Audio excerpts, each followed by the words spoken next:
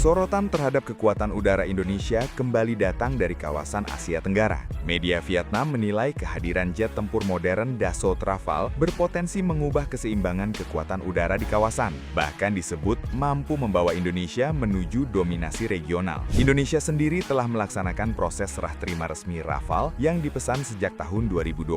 Prosesi ini berlangsung di Mérignac, Bordeaux, Prancis pada 28 November 2025, menandai langkah penting dalam transformasi kekuatan udara nasional menuju era modern. Media Vietnam menilai bahwa langkah Indonesia ini merupakan bagian dari strategi jangka panjang untuk membangun angkatan udara yang lebih terintegrasi, modern, dan siap menghadapi berbagai tantangan keamanan di kawasan Indo-Pasifik.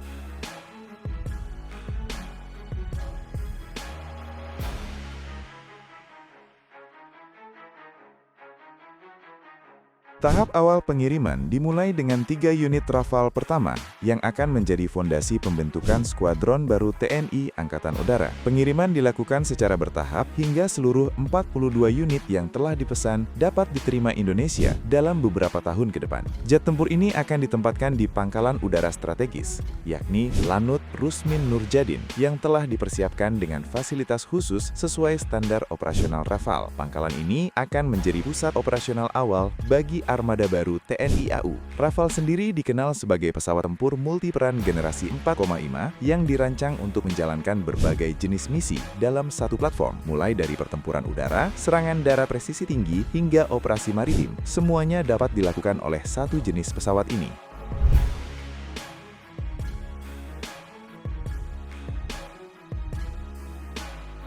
Kemampuan multi-role ini dinilai menjadi keunggulan utama karena memungkinkan efisiensi operasional dan pengurangan biaya jangka panjang dibandingkan penggunaan banyak jenis pesawat untuk misi yang berbeda. Secara teknis, Rafale ditenagai oleh 2 mesin turbofan SNECMA-88 yang memberikan performa tinggi dalam berbagai kondisi tempur. Pesawat ini mampu mencapai kecepatan hingga lebih dari 2.000 km per jam dengan jangkauan operasional yang luas dan kemampuan membawa muatan senjata hingga sekitar 9,5 ton. Desain aerodinamis dengan konfigurasi sayap delta dan canard membuat Rafale sangat lincah di udara. Pesawat ini mampu melakukan manuver ekstrim, termasuk perubahan arah secara cepat di ruang udara terbatas yang menjadi keunggulan penting dalam pertempuran jarak dekat.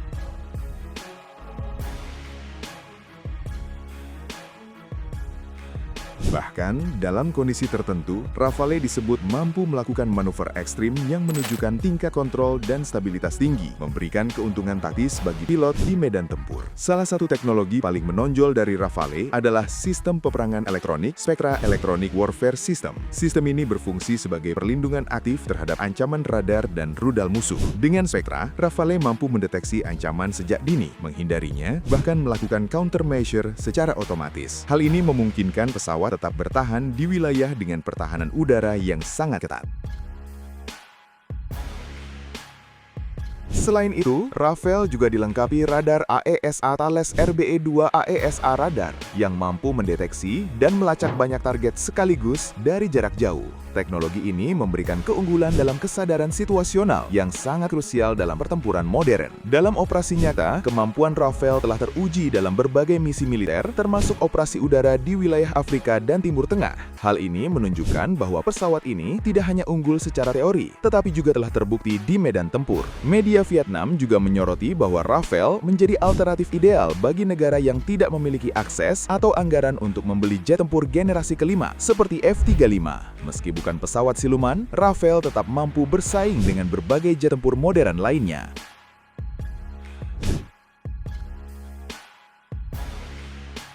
Dibandingkan dengan beberapa pesawat tempur lain seperti Su-35, F-16, atau Gripen, Rafale dinilai memiliki keunggulan dalam fleksibilitas misi, integrasi sistem, dan teknologi peperangan elektronik. Kehadiran Rafale di Indonesia dinilai tidak hanya meningkatkan kemampuan tempur, tetapi juga memberikan efek deterensi yang signifikan. Negara-negara di kawasan akan mempertimbangkan ulang setiap langkah yang berpotensi melanggar wilayah udara Indonesia. Dengan kemampuan deteksi dini, serangan presisi, dan perlindungan elektronik canggih, Rafale memungkinkan Indonesia untuk beralih dari strategi pertahanan reaktif menjadi lebih proaktif.